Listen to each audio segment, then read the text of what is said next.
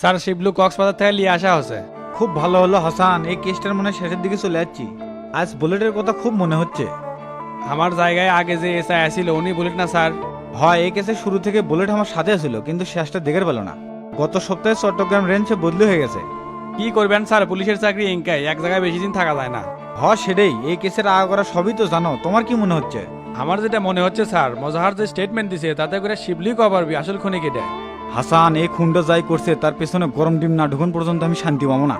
হিসাবে যেটা দেখা যাচ্ছে সে অনুপাতে বোঝা যাচ্ছে কোবা শামসু তো খুনটা করে নাই, শুধু শুধু মিথ্যা মামলায় তাকে আটকে থাকা হচ্ছে। তাই তো হলো হাসান, কোবা শামসু যে ধরনের মানুষ, এর প্রতিক্রিয়া যে কি হয় সেটাই তো বুঝিচ্ছি না।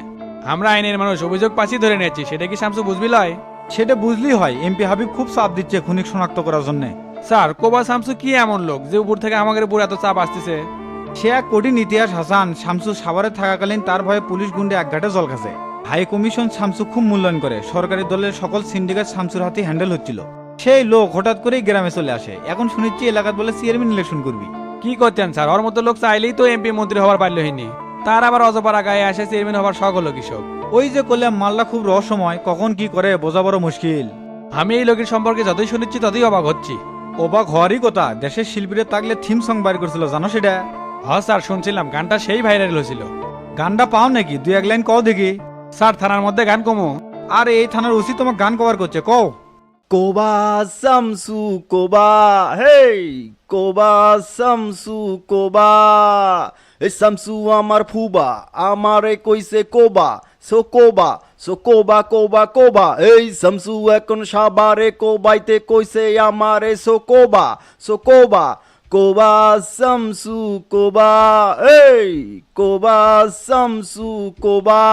ক্যারে শামসু কোবা চেও কুবে শালাক ভাস করে ফেলা। তুমি তো সেই কসো বারে। স্যার আমি তো পুরা গান কভারই পাই নাই, ভুল ভাল অল্পে না করলাম। যা কসো ওইটুকুই ভাল লাগছে। আর শোনো, শিবলু মাদারিক রিমান্ড রুমে লিয়ে এসো, শালার ভাইবাটা লিয়ে লেই। Okay sir. স্যার আমি বুঝলাম না, আমাকে ধরলেন কৃষক? মানদারপর নাটক করিস। আয়না লেগ মারছু কৃষক? আমি মারি নাই স্যার, আমার নামে মিথ্যা অভিযোগ আনা হচ্ছে। ক্যারে শিবলু, আয়নাল যেদিন খুন হয় সেদিন তো তুই ওর সাথে আছিল। সত্যি কথা ক, মাথা কলে গরম করাস না। সত্যি করে করছি স্যার, আমি সেই দিন আসিলাম না স্যার। তুই তো ভালো মানুষ লোস, খারার ওপর মিশা কথা করছু। হাসান সাহেব। স্যার কন? এই গরম ডিম লিয়ে এসে তো শালার পিছনে ঢুকমো, এমনি এমনি মুখ খুলবে লয়। স্যার খালি গরম ডিম দিয়ে হবি না, মিশিং নিয়েছি, কারেন্ট শর্ট দিমো। যাও তাড়াতাড়ি লিয়ে এসো। ওকে স্যার আনিচ্ছি। ক্যারে শিবলু, স্বীকার করবো না, মজার কলে কসে তুই সেদিন আয়নালের সাথে আছিল। সত্যি কথা ক মানদারপথ। করছি স্যার করছি, সেদিন কি হয়েছিল আমাকে আর মারেন না। আচ্ছা ক, সেদিন কি হয়েছিল? বসে থেকে কই স্যার? এখন ক, সেদিন কি ঘটনা ঘটছে? শামসু যেদিন আয়নালে সুদ খাওয়ার অপরাধে ধরে মারে, সেদিন আয়নাল আমাকে যায় কইলো শামসু তো আমাকে ধরে মারছে রে শিবলু, এখন তোকে আর মোজাহারে খুঁজিচ্ছে, তোরা এখনই তাড়াতাড়ি পড়া, যদি তোকে ধরে পায় তাহলে কুবে ভাস করে দিবি। তারপর কি হলো? এই কথা শুনে তখন আমি আর আয়নাল জঙ্গলের মধ্যে যা পড়ে থাকলাম। আমরা জঙ্গলের মধ্যে সেই ভয়ে ভয়ে থাকলাম, কখন জানি কোবা শামসু আমাকে ধরে। তারপর কি হলো? এ শিবলু, মোজারেক ফোন দিছিল। সেই থেকে ফোন দিচ্ছি কিন্তু ফোন তো ধরিচ্ছে না। টেরা যে হারে খুঁজিচ্ছে, মোজারেক ধরলই নাকি? অল্পিনা পরেই বেল ডুবে দেবি, সারা রাত জঙ্গলের মধ্যে থেকে বেনা ঢাকার যেমনই। মোজারেক ফোন দে, অক লিয়ে ঢাকা চলে দামু। আচ্ছা দিচ্ছি। হে শিবলু, বড় ভাই ফোন দিছে। আমি উমারে কথা কই, তুই মোজারেক ফোন দে। আচ্ছা। হ্যালো মোজাহার। এ শিবলু, এ তোরা কুন্ডি? সেই থেকে ফোন দিচ্ছি, তুই ফোন ধরতিস না। আমি আর আয়নাল দক্ষিণ পাড়া জঙ্গলের মধ্যে আছি, তুই আসবো এটি? না না, আমি যাবো না, আমি নিরাপদ জায়গাতেই পলে আছি, তোরা জঙ্গলের মধ্যেই থাক। না আলু, কোবা শামসু যুগ ধরে মারে তাতে আমার কি, তুই নিরাপদই থাক।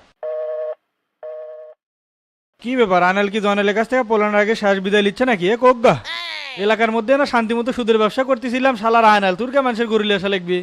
তাহলে তো আর শামসু জানবেরও পারে না, আমাকে আর পোলেও থাকা লাগে না। দূর এটি দাঁড়িয়ে থেকে খালি মশা কামড়াচ্ছে, আসার সময় কয়েল লেসা লাগলো নি।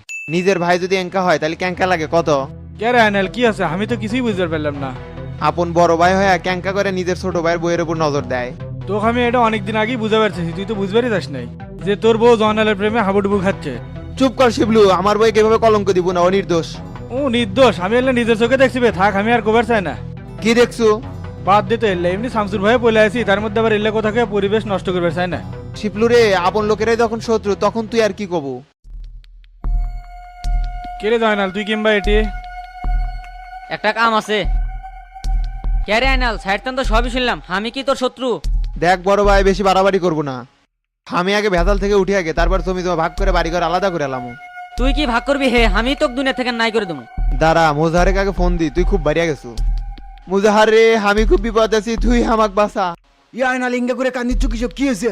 মুজাহার রে, আপন লোকেরা আমার শত্রু, তুই তাড়াতাড়ি এটি আয়। এ শিপলো, এক ধর, এখনই মেরে ফেলামু। এ জয়নাল, এখনই কিছু করিস না। তোর খারাপ লাগলে এর থেকে দূরে সরে যা। আচ্ছা, তুই যা পারিস কর।